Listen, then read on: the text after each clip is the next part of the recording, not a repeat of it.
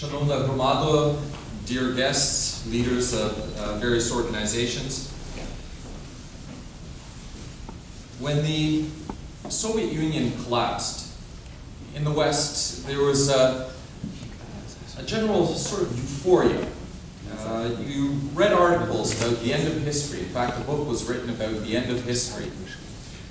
There was an assumption that all those post-Soviet republics would now enter the journey towards democracy, rule of law, and free market states. And there would be difficulties, but it was taken for granted that these would be democratic, rule of law, free market states. Unfortunately, not just generally in the West, but most experts were wrong. They were wrong for several reasons, but the most important of which was they really didn't know the history of the region. And they didn't understand what weight that history carries. Unfortunately, Ukraine pretty much was left on an island by itself. And circumstances have been changing in Russia and more recently in Ukraine. Russia has shifted from a path towards democracy onto a path of autocracy, Putinism, and perhaps one of the most problematic and dangerous geopolitical fault lines in the Eurasian landmass today is a fault line that runs through Ukraine, but it lands in Crimea. And if things start going off the rails in Ukraine, odds are it'll start in Crimea. Олар karşılıklı bombaları bizim toprağımıza, yani Ukrayna toprağına, Kırım toprağına atmaya hakkı var. Yani böylelikle Rusya bizge dost olan, bize komşu, bizimle ittifak olan Gürcistan arasında, Ukrayna ve Gürcistan arasında savaş açılmasına bir provokasyon gibi şey yaptı. As you know, in 2008, during the war between Russia and Georgia, the Black Sea Fleet of Sevastopol sent a few warships to bombard the territory of Georgia. And if Georgia had a will and capability to fire back due to international law, it would have such a right to come to Crimea and bombard the peninsula. And in such a way, we would be dragged into a war with our friends, actually, who feel that they are our friends, by Russia. Он sen özünün Hristiyan sayısıyla neden bunları Hristiyan saymasın? O zaman mecbur oldu protesto olarak bizim muftimiz de bu birleşmede de çıkmaya. Now, according to the law of Ukraine, all religions are same and have same like rights. But in reality, it is not so. In Crimea, there have been hundreds of Moscow-controlled churches being built with the permission and with the financial support of this state. But us, the Crimean Tatars, we've been struggling for over 6 years to get a single land plot in Simferopol to build a mosque for our own money, but we have not been successful in this.